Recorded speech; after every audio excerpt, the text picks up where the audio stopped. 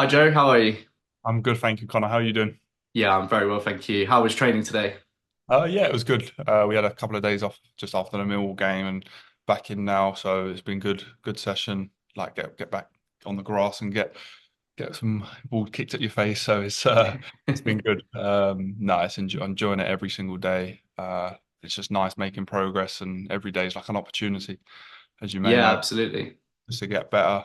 So yeah, really enjoying it at the moment. Great, that's good to hear. I mean, yeah, obviously it's been three impressive performances so far from yourself in the Carabao Cup against Cambridge, Luton, and Palace. So how have you found those matches?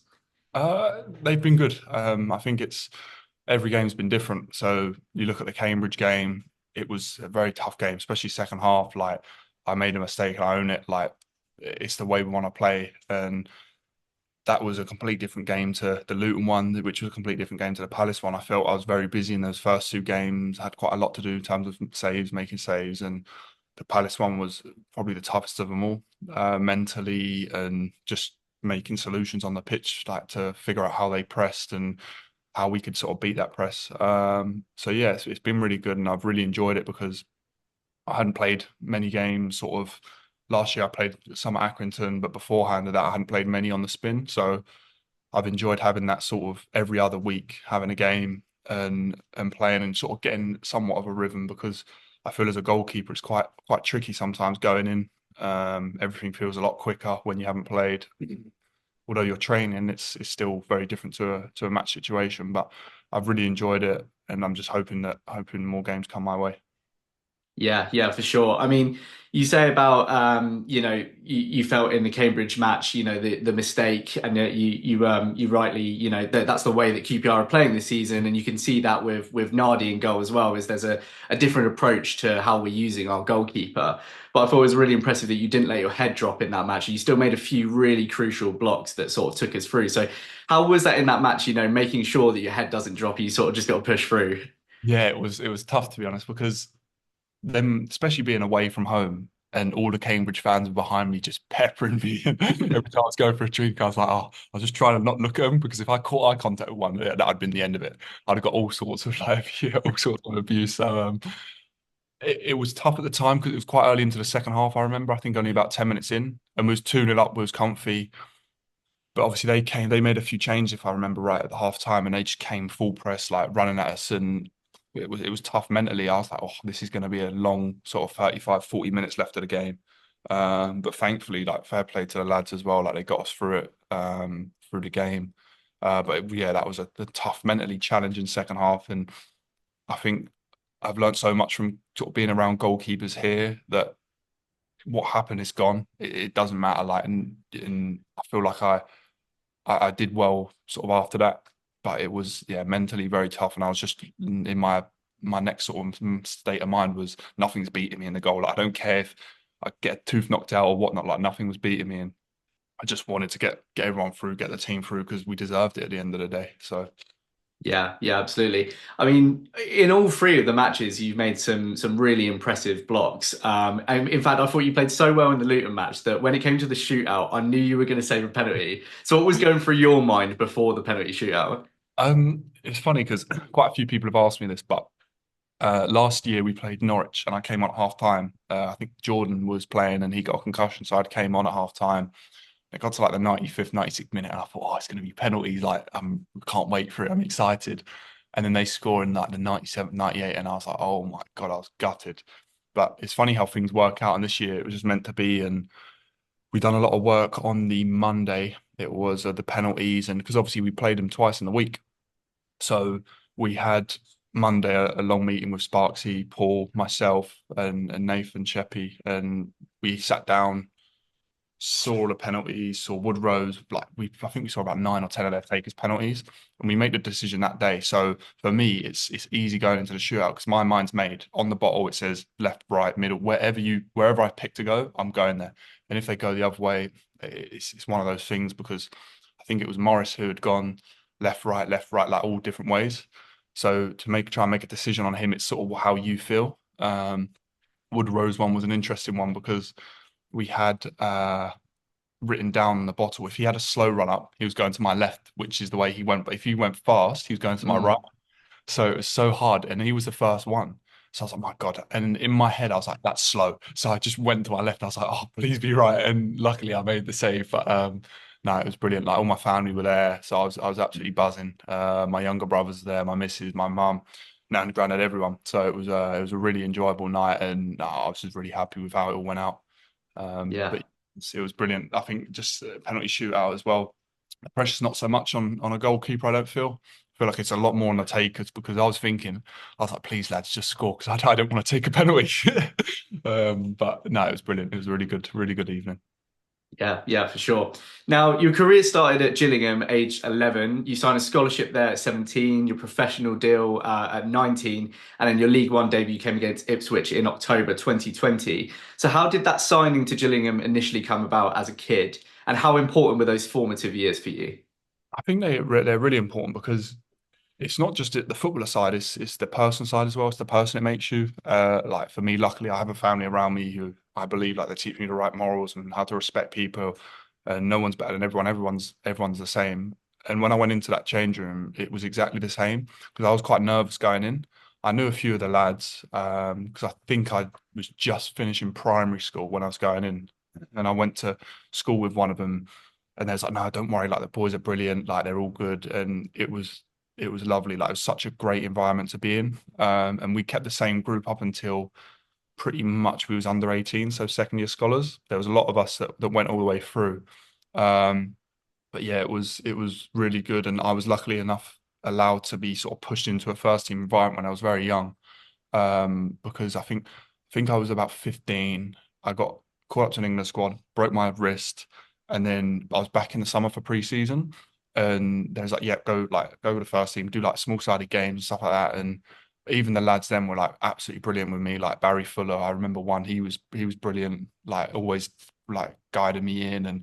And when I went into the first team, it really gave me an eye opener to men's football because everything is geared towards Saturday. Like they want 3 points, and especially like at that level, it's massive. It's absolutely massive. Even like a win bonus at a weekend makes it so much better. And I had a couple of managers there. Steve Evans and notoriously one who was he's a bit controversial, but I think like his record speaks for itself. But yeah, it was really good for me when I was younger. I had a really good goalkeeper coach coming through when I was sort of a schoolboy. And when I got into that first team environment, it helped me a lot. And when I came here, I feel like I fit straight in straight away. Because when I came in, I trained with the first team straight away. Likes like Charlie Austin, Sam Field, Steph all came in the same window.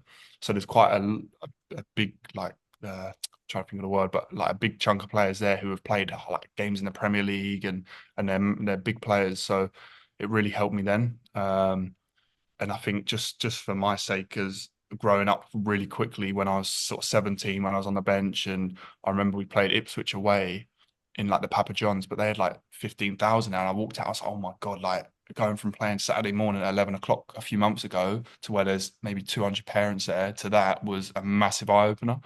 And I think it really accelerated my progress of trying to get into men's football and trying to just learn as much as I could, especially with the players that I had around me. It really, really helped me. Yeah, I mean, you say about that sort of jump. So how did the move about like come to QPR? How did that come about? And what was it like? You know, you spent your entirety of your career at Gillingham, and you've touched on it a little bit, but So I believe it was just after lockdown. So it was the end of 2020. I played in a league game, then I played a Carabao Cup game for Gillingham at Stoke away. And like there was no fans there, so which was a shame, but it was a really good experience, and I got a few more chances that time of year, sort of September, October, because there was a load of games. They crammed a load in. The first team goalie Jack Bonham at the time had a few issues. So I got to play a few games, and I think so. It was a goalkeeper coach, Erbal Bosker. He used to be here. He'd seen me like when I was playing at younger at Gillingham. He came to one of the games. He spoke to Gavin Ward, who was a goalkeeper coach at the time. He came to one of the games, and then I got COVID right at the end of, I think it's Boxing Day maybe, or the 27th. So, and that was when you had to isolate for 2 weeks. mm. And I think QPR put a bid in, but nothing had been back from Gillingham for about 8 days. So because I wasn't in, I couldn't say anything either. My agent was calling and requesting like, why haven't you replied? Um, and yeah, basically it was just ongoing until I believe I came here on the 26th of January. So I was stressed like nothing because I was so desperate. Like I was like, I need to just get away from Gillingham. Like I loved it there, but I needed to get away. I wasn't improving. I felt the situation I wasn't in, like I wasn't training hard enough, due to the fact that, with all due respect, but the manager, Steve Evans, at the time, he didn't want to train. He didn't want the players to train because he didn't want them to get injured. So there was a lot of politics going on that side, and he didn't Mm. like my agent getting involved. But the chairman hadn't replied for over nearly 10 days to the bid. And we're getting further and further close to the end of the window. So yeah, eventually I was playing Warzone and one of my friends, Jake, and my agent, like I had my headset on and my phone had buzzed like 10 times, and he said, "Oh, answer the phone, like the QPR have accepted, like the bid's been accepted." And I was like, "Oh my God," I was buzzing. But obviously I didn't realize for about an hour. And then I checked my phone and I was like, "Oh my God, the bid's been accepted." And we was like really happy. So that was on a Sunday afternoon one day. And then yeah, I trained at Gillingham Monday, came up here on the Wednesday, and like ever since I've been really happy here and I love it. Everyone's brilliant, staff to players to absolutely everyone in the building. And they're lovely. So it was a long, stressful time because it felt like about six weeks of just texting, "Oh, is anything happening? Is anything happening?" But eventually it all got done. So I'm so grateful. Yeah, it's amazing. That's a good story. I wonder if you're the only footballer that found out they've been signed for a club while playing Call of Duty. I know, and to not even like realize I was just sat there for because my phone was turned over. And then I checked it and I was like, oh my God, like I couldn't believe it. I had about 7 missed calls, 5 text messages, and I was like, hang on, something's got to have happened here. So yeah, I was really happy when it all got done. Yeah, that's great. You mentioned a few times about so you QPR saying about wanting to get you in quick development, get you out on loan. So I believe you've had 4 loan spells now while at QPR. So is it Hampton and Richmond Borough, Dorking Wanderers, Maidenhead, and Accrington and Stanley last season? So how educational have those experiences been for you? Obviously, it's quite a few different clubs in different Yeah. situations. I mean, first was Hampton. That was my first ever loan, and that like opened my eyes a lot. It was brilliant. The lads there were top class, and I trained there on a Tuesday evening and a Thursday evening, playing on Saturday. So I think I had about 10 games there, but it was all in a sort of short period of time. I think it's about 6 weeks. We played a lot of Saturday, Tuesdays. So one week I remember we got peppered. We lost like 6-0, 4-0, and 4-0. And after that, my head was like, I was like, oh my God, like what's going on? And had chats with Wardy. I was like, it's a really tough week. But like that's just part of learning. And I'm so grateful I've had those experiences because I think at that age as well, I think I was either 19 or 20 when I went there. It was brilliant. And it really helped me. And then I had a step up to Dorking, who they were in the National League, Hampton and Richmond National League South. And then went to Dorking, had a tough first game. I made a mistake. And then the manager, Mark White, was like, "Yeah, I don't want to see you." Like, basically, we had Halifax away on the Tuesday night. He was like, "Yeah, you're not coming." And like the karma for that was that they drove up there. It was like 5 o'clock and the game got cancelled. So, yeah, that's basically, well, and then I ended up playing that game a few weeks later.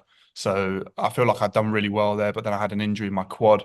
I was doing a lot of like driving because Dorking, I was living in Brentford at the time. Brentford to Dorking is probably quite some way.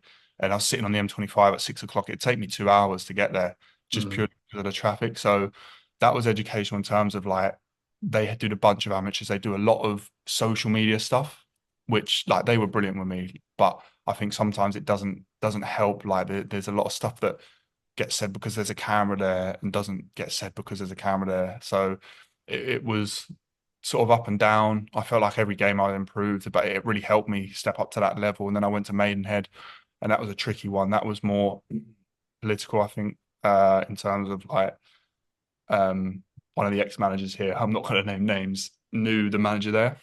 He was like, "No, you're not going back to Dorking. You're going to Maidenhead."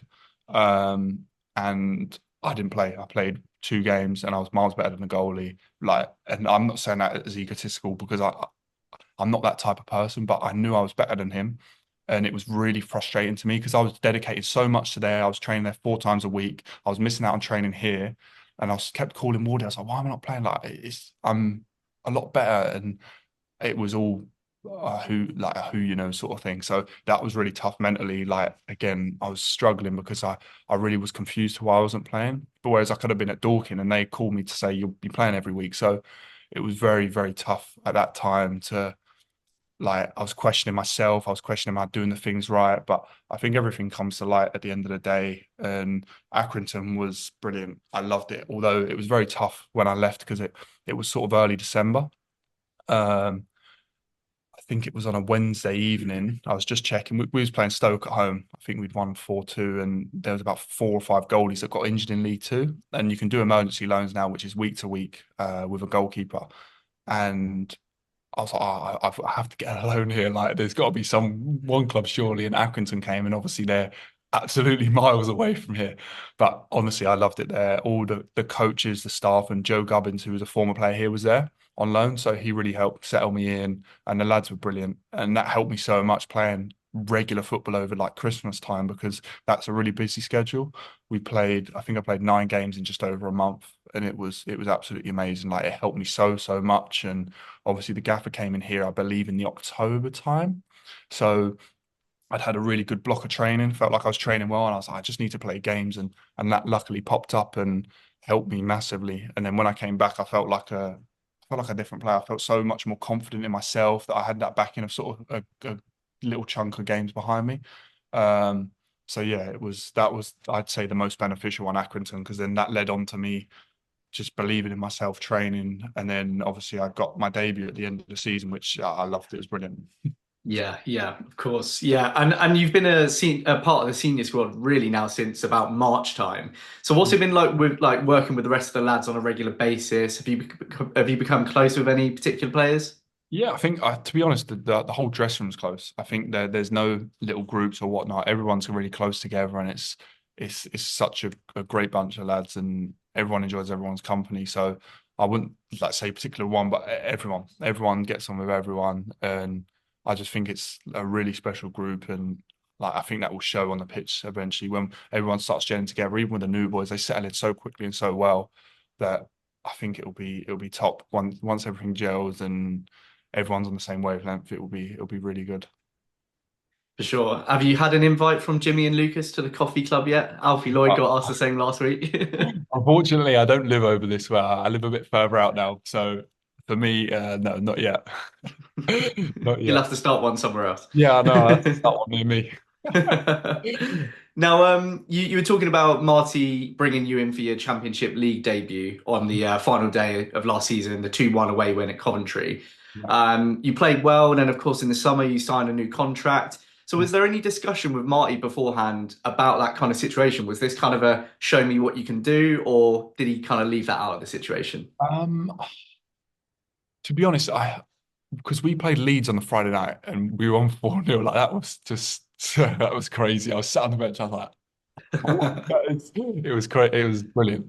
Um, we had Saturday, Sunday, Monday, Tuesday off. And Sparksy texted me on Sunday night. And when I was back at home, like I live in Gillingham, so I was back there. And he texted me, he's like, can you come in on train Tuesday? And I was like, why do you want me to train Tuesday? So I was thinking, I was like, I must be playing on Saturday because we couldn't, like, we were solidified then. We couldn't get relegated. And so I sat there, I was like, oh, like, I've got a feeling I'm going to be playing on Saturday. So, anyways, like, I go in, train Tuesday, Wednesday morning, the manager pulls me in and we have a chat. He's like, oh, well, I'm going to start you on Saturday. And I was just buzzing. I was so happy because I feel like I've worked so hard over the years and finally, like, I get a chance to play in a game and start for QPR. It was brilliant. And he was just like, honestly, there's no pressure. Just go play the game. Whatever happens, happens. So yeah, I was really happy with how things went. Obviously, you can like I feel like I can improve on some things, but I was like, that's what we train for every day. Like you get dropped into games, play games, and I'm really trying to just improve every day. But it was amazing. I think he really helped me. The manager Sparks, he like really helped me in that time to just just go do this, and especially Cookie and Foxy as well. Having those two at centre half helped me so much because they're very chill. Like they played hundreds of games under their belt each, so they really helped settle me into the game. And I think the first thing I got clattered by Sims after like 5 minutes, so that was probably the best start to the best start to the game possible. And then yeah, it was just brilliant. Like it was such a good day. Like I had my family there, my missus' family. Like it was brilliant. Really enjoyed it. And what's it like working with Marty and Xavi on a sort of daily basis? And have they given you any particular advice this season, or is it just, a day by day thing? More so day by day because the way we build up to the game, Wednesday is like sort of our match prep day where we'll go in and we'll prepare for the team on the weekend. And every team's so different. Like you see on Saturday with Millwall, how they sit in, they long ball, like they're very tough sort of team to play against, more head it and kick it traditionally. Whereas someone like Blackburn, that they'll play a bit more, or someone like Luton, like they mix it up a lot. So every week's different because every team we play is different. So, and depending on obviously we want to play football, we want to be a possession based side. So with some teams they high press, some teams don't press as much, but more so now I think teams will start to jump on us because of how we want to play. So yeah, it's sort of day to day. Every day is a new day, and I think every day changes on depending on what session we have planned and what session we're gonna be doing, what team we're preparing for. But I've really enjoyed it. I think it's such a good vibe out on the training pitch as well. Everyone wants to work hard and everyone demands a standard, which is brilliant because I feel like this is like one of the first times where when the manager came in, like everyone's like, yeah, right, we'll get the work done, we'll work really hard, train well, and everyone demands it of everyone. And the management staff is the same. So it's a really good environment at the moment, and it's just enjoyable to work in. Yeah, and of course, Paul Nardi arrived this summer as Asmir Begovic departed. So, what's your relationship like with Paul? What's it like training with him? It's really good. I think it's obviously still developing because we've only known each other sort of 2, maybe 3 months now. But he's really good, really nice guy to just be like sociable with and then train with. We work really hard together and work really well. And Mateo's also in that group and Nath Sheppy's in that group as well. So it's a really good goalkeeping group. And I think every day it's just really enjoyable because obviously we go out a bit early, we train with each other, and then we're in with a team. So it's just really enjoyable. And obviously the standard we demand of each other's like very high. So we're working really hard and it's been absolutely brilliant. Like it's very enjoyable so far. Do you have any personal sort of targets or ambitions this season, or is it just, try and get involved in as many games as possible?